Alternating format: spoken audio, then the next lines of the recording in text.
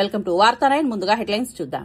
శ్రీశైలంలో వైభవంగా కార్తీక మాసోత్సవాలు ప్రారంభం. పాడ్యమి గడియలు రావడంతో ఆలయంలో ఆకాశ దీపానికి శాస్త్రోక్తంగా పూజలు. నవంబర్ 21 వరకు ఉత్సవాలు, ప్రత్యేక ఏర్పాట్లు.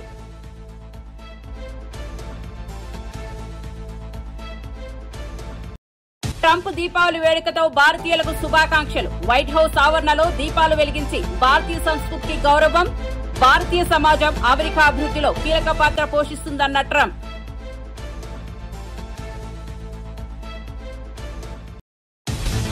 నెల్లూరులో భారీ వర్షాలు, వాగులు ఉప్పొంగాయి. బ్రిడ్జి రహదారులకు వరద నీరు నిలవడంతో భద్రతా హెచ్చరిక. అధికారులు ప్రజలను ఇళ్లలోనే ఉండామని అప్పీలు చేయగా ప్రజా ఆందోళన.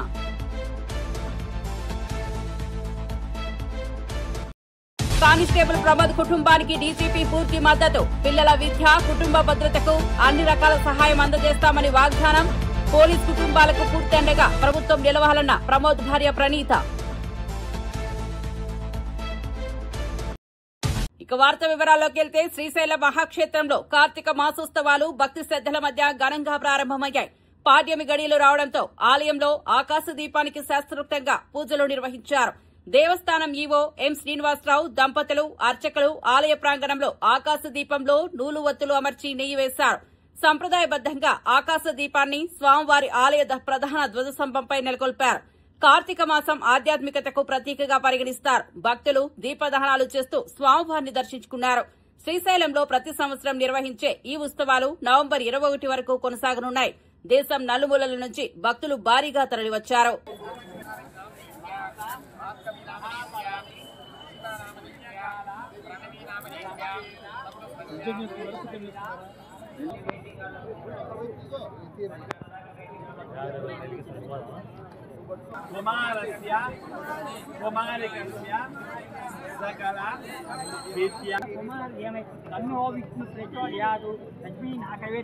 లక్ష్మీనారాయణాభ్యా నమః. సువర్ణ మంత్ర పుష్పం సమర్పయామి. 2 అక్షతలు పట్టు. సంభవ అన్యథా కర్ణాటక రక్షమ రక్ష జనార్దన అమ్మాను మున్నును కూడా.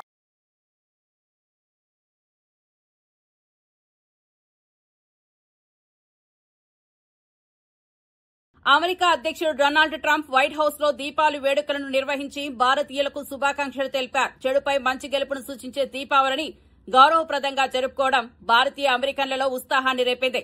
వైట్ హౌస్ ఆవరణలో దీపాలు వెలిగించి భారతీయ సంస్కృతికి గౌరవం ఇచ్చారు. భారతీయ సమాజం అమెరికా అభివృద్ధిలో కీలక పాత్ర పోషిస్తోందని ట్రంప్ తెలిపారు. దీపావళి సందర్భంగా స్నేహం, ప్రేమ, సమైక్యత వంటి విలువలను స్మరించుకోవాలని పిలుపునిచ్చారు. వేడుకలలో భారతీయ ప్రతినిధులు పాల్గొన్నారు.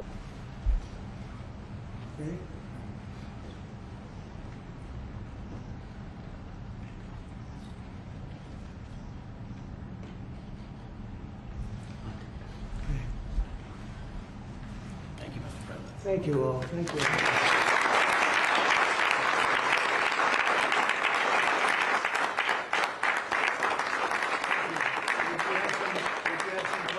ఉమ్మడి నెల్లూరు జిల్లాలో భారీ వర్షాలు కురుస్తుండటంతో ప్రజలు భయాందోళనకు గురవుతున్నారు. సైదాపురం మండలం తురుమెర్ల వద్ద పిన్నేరుబాగు బ్రిడ్జిపై 4 అడుగుల మేర వరద నీరు ప్రవహిస్తోంది. అధికారులు ముందస్తు హెచ్చరికలు జారీ చేసిన ప్రజలకు ఇళ్లకు చేరుకోవాలని సూచించారు. రాత్రికి కండలేరు ప్రాజెక్టు నుండి నీటిని విడుదల చేసే అవకాశం ఉండటంతో వరద ఉధృతి పెరిగే అవకాశం ఉందని తెలిపారు. వాగులు, వంకలు ఉప్పొంగి రాకపోకలకు అంతరాయం ఏర్పడింది.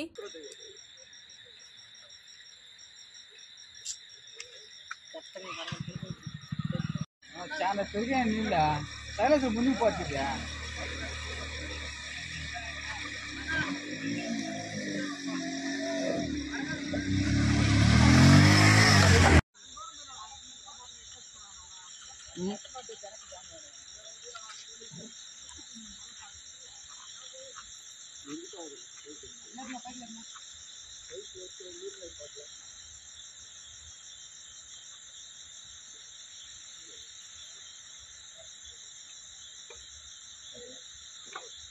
కడప జిల్లాలో ఉదయం నుంచి కురుస్తున్న వర్షంతో నగరంలోని పలు ప్రాంతాలు జలమయమయ్యాయి. అప్సరకూడలి, RTC bus stand, Tilak Nagar, Dastagiripeta, RK Nagar ప్రాంతాల్లో మురికి నీరు వీధులపై నిలిచిపోయింది. రోడ్లు చెరువులను తలపిస్తున్నాయి. లోతట్టు ప్రాంత వాసులు భయాందోళనకు గురవుతున్నారు. వర్షపు నీరు ఇళ్లలోకి చేరి అసౌకర్యం కలిగిస్తోంది. వర్షం కారణంగా రాకపోకలు దెబ్బతిన్నాయి. నగరంలో మురుగునీటి పారుదల సరిగా లేకపోవడంతో ప్రజలు తీవ్ర ఇబ్బందులు పడుతున్నారు.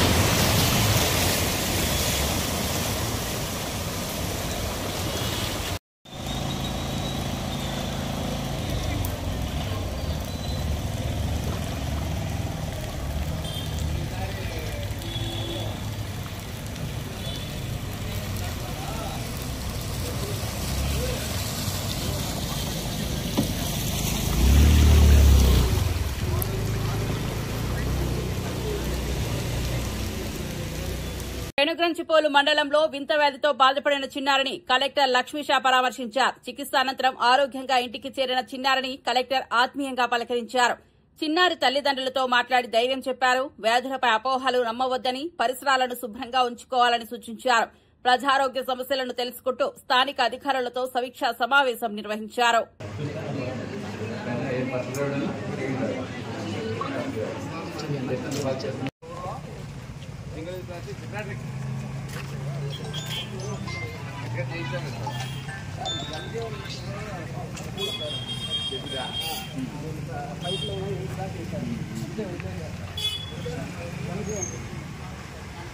ఇంకా వర్క్కి రారా అదేంటి అది పంచాయతీ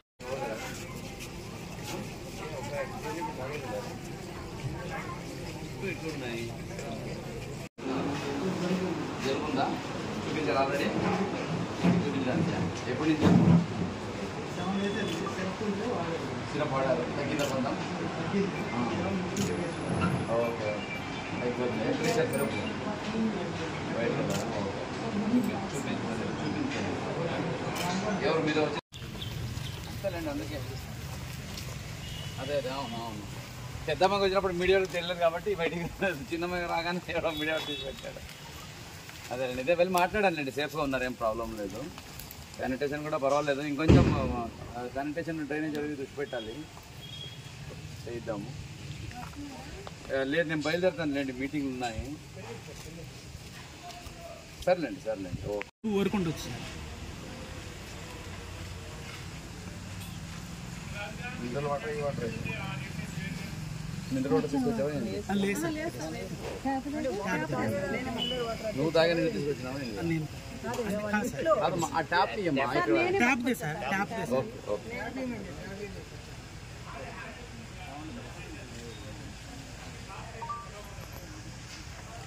టీడీపీ నేత అనిత బీజేపీ టీడీపీ కూటమిపై రాజకీయ వర్గాలు చేస్తున్న వ్యాఖ్యలను తీవ్రంగా ఖండించారు.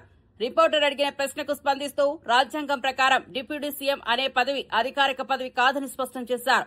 అలాంటిది డీజీపీని నివేదిక కోరడం రాజకీయ ప్రేరణతో చేసిన చర్య అని అన్నారు. మా కుటుంబంలో చిచ్చు పెట్టే ప్రయత్నాలు విఫలమవుతున్నాయని ప్రజలు వాటిని నమ్మరని వ్యాఖ్యానించారు. ఎన్డీఏ బలమైన కూటమి అని ప్రజల మద్దతుతో ముందుకు సాగుతోందని చెప్పారు. తప్పుడు ప్రచారాలు చేసి రాజకీయ లబ్ది పొందే ప్రయత్నం చేసుకున్న వారిని ప్రజలు తిప్పి కొడతారని హెచ్చరించారు. వేరే శాఖ వాళ్ళు వస్తారు, అమ్మ ఇలా అన్యాయం జరిగింది అంటారు. నేను కన్సర్న్ మినిస్టర్ చెప్తానా చెప్పనా, లేకపోతే కన్సర్న్ మినిస్టర్ తాలూకా ఓఎస్డీకో లేకపోతే సిఎస్ ఎవరో ఒకరికి మేము ప్రిన్సిపల్ సెక్రటరీకి చెప్తామా చెప్పమా? ప్రతిదాన్ని భూతద్దంలో చూడకండి. అది విత్ కోఆర్డినేషన్ జరుగుతుంది. డిపార్ట్మెంట్ మధ్య కోఆర్డినేషన్. విషయం ఏంటంటే ప్రతి విషయాలు కూడా మా వరకు వస్తాయంటే మా వరకు రాకుండా ఏమి ఉండవు. ఇది జస్ట్ అఫీషియల్ గా వచ్చిన కమ్యూనికేషన్ కింద భావించవచ్చు కదా. ఎందుకు దీనికి ఇంత రాద్దాంతో మాకు లేని ఈగోలు మీకెందుకు అబ్బా? నాకు అర్థం కాదు. మాకున్నాయండి, మా నోటీసులో మాకున్నాయి, మా దగ్గర కూడా రిపోర్ట్ ఉంది. ఆ రిపోర్ట్ ని బేస్ చేసుకుని మా చర్యలు ఉంటాయి. ఓకేనా? అట్లాంటప్పుడు సీఎంఏ సుప్రీము. అట్లాంటి టైంలో పవన్ కళ్యాణ్ ఈ డీజీపీని నివేదిక కోరి మాది ఎన్డీఏ కూటమండి. మేము ఒక విషయం చెప్పనా, మీ ఇలాంటి క్వశ్చన్స్ లాస్ట్ గవర్నమెంట్ లో సీఎం ని మీరు అడుగుంటే ఈ పొజిషన్ ఉండేది కాదు ఈ రోజు మాకు. అదే కాదు చెప్తున్నా, ఇలాంటి క్వశ్చన్స్ ప్రీవియస్ సీఎం ని మీరు అడుగుంటే, లాస్ట్ సీఎం ని మీరు అడుగుంటే ఇలాంటి పరిస్థితులు ఇప్పుడు సొసైటీ కూడా వచ్చి ఉండేవి కాదు. నేనేమంటానంటే ఈ రోజు మేము అందరం ఎన్డీఏ కూటమిలో ఏదో రకంగా చిచ్చు పెట్టాలని చూస్తారు. మాకు వైఎస్ఆర్సీపీ ఇన్ఛార్జ్ వంగ గీత జగన్ పై ఘాటైన వ్యాఖ్యలు చేశారు. జగన్ ఇచ్చిన జీవోను అమలు చేశామని ఇతరులు చెప్పుకోవడం హాస్యాస్పదమని అన్నారు. పాలాభిషేకాలతో పవన్ కళ్యాణ్ పరువు తీశారని పేర్కొన్నారు. వైఎస్ఆర్సీపీ ప్రభుత్వం చేసిన అభివృద్ది పనులను తమవిగా చూపించుకునే ప్రయత్నం జరుగుతోందని విమర్శించారు. జగన్ నాయకత్వంలో ప్రజా సంక్షేమ పథకాలు అమలవుతున్నాయని చెప్పారు. పార్టీ శ్రేణులు ప్రజల నమ్మకాన్ని గెలుచుకునేలా కృషి చేయాలని సూచించారు. జగన్ ప్రభుత్వంపై అపవాదాలు రేపే ప్రయత్నాలను ప్రజలు తిరస్కరిస్తారని ఆమె నమ్మకం వ్యక్తం చేశారు. మీరు 14 నుంచి 19లో విపరీతమైన కేసులు పెట్టారు, ఏరువాక సాగేశారు, మొత్తం సర్జను రద్దు చేస్తా ఉన్నారు. ఎలా రద్దు చేస్తారు? అప్పుడు మేము ఇదే ప్రశ్నించాం. ఇన్ని జరిగిపోయి భూములన్నీ ఎక్కడో బ్యాంకుల్లో తాకట్లు పెట్టేసి ఇంత లీగల్ ప్రాసెస్ జరిగిపోయిన తర్వాత మాజీ ముఖ్యమంత్రి గారు సర్జరీ రద్దు చేస్తామని ఎలా ఇస్తారని అందరం కూడా మాట్లాడడం జరిగింది ఆ రోజు. అయినా రద్దు చేసేస్తారంటే పాపం రైతులు నమ్మారు, రద్దు చేశారు. ఏం రద్దు చేశారు? తీసుకొచ్చి ఈ ఎవరైతే పోరాట కమిటీ ఉన్నారో ఆ పోరాట కమిటీని పక్కన పెట్టి వాళ్ళకు కావలసిన కమిటీ వేసుకొని ఆ కమిటీ ద్వారా 3 లక్షలు 5 లక్షలు కింద 9 లక్షలు ఇవ్వడానికి ఏదో మొత్తం చేసి ఈ పోరాటం మాకు అదొద్దు అన్న వాళ్ళ మీద కేసులు పెట్టి సెంట్రల్ జైల్లో పెట్టారు. జగన్ గారు వచ్చిన తర్వాత ఇవన్నీ తీసి కేసులన్నీ కూడా తీసివేయడం జరిగింది. ఎక్సెప్ట్ 2014 నుంచి 19 మధ్యలో పెట్టిన కేసులు తప్ప మిగతా మాక్సిమం అన్ని కూడా అయిపోయినాయి. కానీ కొన్ని కేసులు ఉన్నాయి, ఇంకా రైతుల మీద కేసులు ఉన్నాయి. మీరు కేసులు టెక్నికల్ గా ఉన్నాయి, ఆ కేసులు తీసి పాలాభిషేకం చేయండి. 75% ఉద్యోగాలు ఇచ్చి మీరు చేసుకోండి, లేదా ఈ సజ్జలో అధిక పరిశ్రమలు తెచ్చి చేయండి. అక్కడ సజ్జలో పోరాటం చేస్తూ పొల్యూషన్ కోసం పోరాటం చేస్తున్న సమస్యను తీసి పాలాభిషేకం చేయండి. అంతేగాని ఈ క్రెడిట్ని జగన్ గారు తెచ్చిన క్రెడిట్ని మా క్రెడిట్ అని చెప్పుకొని చేయటం మాత్రం పూర్తిగా మేము ఖండిస్తున్నాం. ఈవేళ సజ్జలో ఆ 5 విలేజ్లు నిలబడ్డాయంటే, ఆ 2000 ఎకరాలు వాళ్ళకి వచ్చాయంటే కేవలం జగన్ గారి వల్లే వచ్చాయి. ఈవేళ ఇళ్లు కట్టుకుంటున్నారంటే, గృహ ప్రవేశాలు చేసుకుంటున్నారంటే మా బిడ్డ ఆనందరెడ్డి చెప్పడం జరిగింది. మా భూమి ఎందుకు కాకుండా ఉన్న భూమి ఈ రోజు మాకు తిరిగి ఎస్సీజెడ్ మాకు తిరిగి ఇవ్వటం వల్ల, జగన్ గారు ఇప్పించడం వల్ల నా భూమి ఎకరం 2 కోట్లు అయిందని చెప్పి ఆయనే చెప్పడం జరిగింది. నాకు అక్కడ సజ్జ పోరాట రైతుల్ని ఆ పోరాట కమిటీ వాళ్ళని ఇంకా పోరాటం అక్కర్లేదు, పోరాటం లేదు కమిటీ లేదు, అయిపోయింది. జగన్ గారు పోరాటాన్ని క్లియర్ చేశారు, ఎవరు భూములు వాళ్ళకి ఇచ్చారు, వాళ్ళు చాలా హ్యాపీగా ఉన్నారు. మాకు అది సంతోషం. జగన్ గారు ఆలోచన ఏదైతే ఉందో అందరూ బాగుండాలి, రైతులు బాగుండాలి, వాళ్ళు మంచి సొంత ఇళ్లలో ఉండాలి, వాళ్ళ వ్యవసాయం వాళ్ళు చేసుకోవాలని అనుకున్నారు. ఆ విధంగా చేసుకుంటున్నారు. మళ్ళీ వాళ్ళని ఏదో రకంగా ఇబ్బంది పెట్టాలని, వాళ్ళని ఏదో రకంగా అవసరానికి వాడుకోవాలని చూడటం మాత్రం కరెక్ట్ కాదు. మేము ఎప్పుడైనా సరే సజ్జ రైతుల వెన్నట్టే సజ్జకి సంబంధించిన సజ్జ విషయంలో రాజా గారు కానీ, మేము కానీ, కన్నబాబు గారు కానీ వాళ్ళకి విధి నిర్వహణలో మరణించిన కానిస్టేబుల్ ప్రమోద్ కుటుంబాన్ని డీజీపీ శివధర్ రెడ్డి పరామర్శించారు. ప్రమోద్ విధి నిర్వహణలో చూపిన నిబద్దతను ప్రశంసించారు. అతడు సహచరులతో మమేకమై పనిచేసేవాడని తెలిపారు. ఇటువంటి సిబ్బంది పోలీస్ శాఖ గర్వకారణమని అన్నారు. ప్రమోద్ కుటుంబానికి ప్రభుత్వం పూర్తిస్థాయి అండగా ఉంటుందని హామీ ఇచ్చారు. పిల్లల విద్య, కుటుంబ భద్రతపై అన్ని విధాల సహాయం అందిస్తామని స్పష్టం చేశారు. ఇటువంటి సంఘటనలు జరగకుండా భద్రతా చర్యలు మరింత బలోపేతం చేస్తామని చెప్పారు. డీజీపీ హామీతో పోలీస్ సిబ్బంది ఉత్సాహం వ్యక్తం చేశారు. ఫ్యామిలీని పలకరించేందుకు పరామర్శ చేసేందుకని చెప్పి ఇక్కడికి వచ్చినాను. ఇంటెలిజెన్స్ అడిషనల్ డీజీ విజయ్ కుమార్తో కలిసి వారి ఫ్యామిలీకి వాళ్ళ ఉదయమే గౌరవ ముఖ్యమంత్రి రేవంత్ రెడ్డి గారు పోలీస్ కమెమరేషన్ స్మారక పరేడ్లో వారికి అందజేసినటువంటి ఎక్స్గ్రేషియా 1 కోటి రూపాయలు, అట్లానే లాస్ట్ మంత్ సెప్టెంబర్ సంబంధించిన జీతం ఏదైతే వచ్చిందో ఆయనకు అది ఆయన రిటైర్ అయ్యేంత వరకు అదే జీతాన్ని ప్రతి నెల వాళ్ళ కుటుంబానికి అందించేటువంటి నిర్ణయము. అట్లానే వారి కుటుంబ సభ్యుల్లో ఒకరికి ప్రభుత్వ ఉద్యోగము, అట్లనే 300 గజాల ఇంటి స్థలము, పోలీస్ డిపార్ట్మెంట్ పరంగా వచ్చేటువంటి భద్రత, తర్వాత ఇన్సూరెన్సు అట్లాంటివన్నీ కూడా కలిసి వాళ్ళ అనౌన్స్ చేసిండ్రు పోలీస్ కమెమరేషన్ పరేడ్లో. వారి ముగ్గురు చిన్న పిల్లలు ఉన్నారు, మగ పిల్లలు, ప్రైమరీ స్కూళ్ళు ఇంకా స్కూల్కి పోని వయసులో ఉన్న వాళ్ళు ఉన్నారు. వారికి సంబంధించినటువంటి బాగోగులు చూసేందుకని చెప్పి వారిని ఒకసారి పలకరించేందుకని చెప్పి ఇక్కడ వచ్చినాం. వారి గురించి ప్రమోద్ కుమార్ గురించి నేను జనరల్గా ఎంక్వైరీ చేసినాను అక్కడ హైదరాబాద్ ఉన్నప్పుడు కూడా. చాలామంది ఆయన గురించి చెప్పేది ఏంటంటే అందరికీ ఈ వర్గము ఆ వర్గం అనకుండా, ఈ మతం ఆ మతం అనకుండా అందరితో కలిసిమెలిసి ఉండేవాడు, ఒక తలలో నాలుకలాగా ఉండేవాడు, అసలైన పోలీస్ ఆయన. మంచి కష్టాలు ఉన్నప్పుడు ఆదుకునే టైపు. అట్లానే విధి నిర్వహణలో చాలా వెనక ముందు ఆడకుండా గట్టిగా చేసేవాడని చెప్పి నాకు తెలిసింది. అటువంటి మంచి మెరుగై వంటి పోలీసును కోల్పోయినందుకని చెప్పి పోలీస్ శాఖ చింతిస్తున్నది, వారి కుటుంబానికి సహానుభూతి అందజేస్తున్నది. So thank you very much. Sir ఈ ఎన్కౌంటర్ సంబంధించి హ్యూమన్ రైట్స్ నుంచి నోటీస్ వచ్చాయి. 24th కోర్టుకు హాజరు కావాలని తెలుస్తుంది. మీకు ఏమైనా అన్నాయా నోటీసులు? ఏంటి దాన్ని తెలుసుకోవాలి.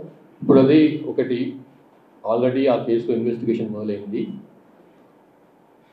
నిన్న సాయంత్రమే ఇందులో జ్యుడిషియల్ మేజిస్ట్రేట్ గారు ఇంక్వెస్ట్ చేసిండ్రు, పోస్ట్ మార్టం అయిపోయింది. ఇప్పుడు ఆ కేసును ఇన్వెస్టిగేషన్ చేస్తున్నారు. పక్క జిల్లాకు చెందినటువంటి ఒక ఎస్డిపిఓ గారు దాన్ని ఇన్వెస్టిగేటింగ్ ఆఫీసర్గా ఉన్నారు. కాబట్టి ఇప్పుడు ఇన్వెస్టిగేషన్ చేస్తున్న క్రమంలో మనము మాట్లాడడం సరైనది కాదు. అది ఇన్వెస్టిగేషన్ ప్రాసెస్ని ఇన్ఫ్లుయెన్స్ చేసినట్టు అవుతుంది. కాబట్టి దాని గురించి మాట్లాడడం ఏం లేదు. సార్ డీజీపీ సార్, ఇప్పుడు ఒక ప్రాంతాల్లో తరచుగా కత్తిపోట్లు జరుగుతూనే ఉన్నాయి సార్. కొంచెం ఆ ప్రాంతం పైన దృష్టి పెట్టాలి. అక్కడనే ఈ ఇబ్బంది ఎక్కువగా ఉంది సార్. ఓకే అండి, అది పాయింట్ నోట్ చేసుకున్నాము. అది సిపి గారికి చెప్తాను, సిపి గారు కూడా నోట్ చేసుకున్నాం. ఇప్పుడు అదంతా ఇన్వెస్టిగేషన్లో భాగం అండి. ఇప్పుడు చెప్పినా ఎంతమంది చెప్పినాం కదా, అది ఇక దాని గురించి మాట్లాడడం లేదు. ఇన్వెస్టిగేషన్లో మాట్లాడితే అది వారిని ప్రభావితం చేసినట్టు అవుతుంది. Thank you. తెలంగాణలో మావోయిస్టులు వర్షం లొంగిపోతున్నారు. ఇంకా ఎంతమంది ఉన్నారు సార్? వాళ్ళకి ఏం చెప్తారు? ఇవాళ ఉదయం కూడా సీఎం గారు చాలా ఓపెన్, గౌరవ ముఖ్యమంత్రి గారు ఓపెన్గా వారికి వెల్కమ్ మన ఆఫర్ ఇచ్చిండ్రు. మీరు చేసేయండి, ప్రభుత్వం ముందు ఆత్మసమర్పణ చేసుకోండి అని చెప్పి. సో మేము కూడా అదే చెప్తున్నాము. ఇంకా 65 మంది సుమారుగా మన తెలంగాణ వాళ్ళు ఇంకా యూజువల్గా ఉన్నారు.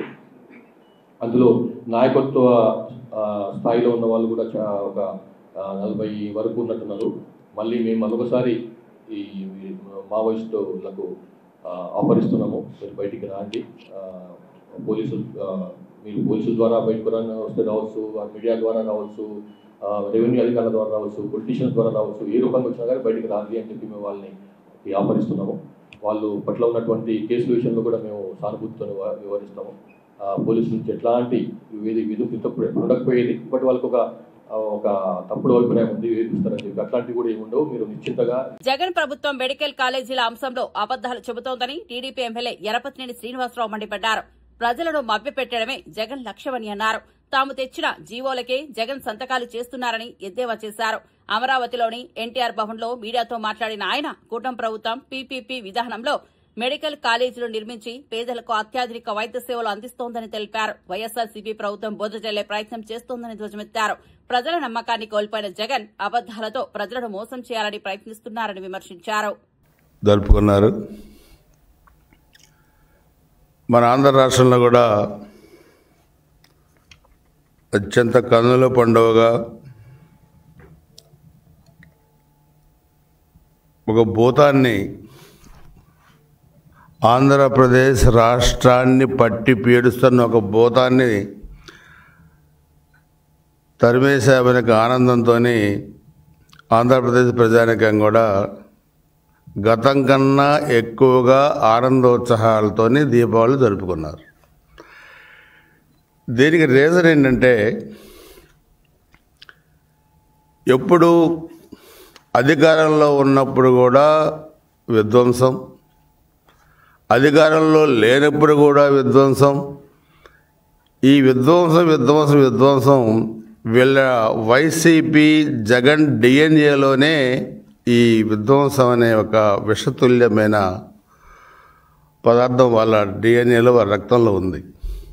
అది మారిస్తే మారేది కాదు, మందుల వల్ల తగ్గేది కాదు, ఆపరేషన్ వల్ల పోయేది కాదు.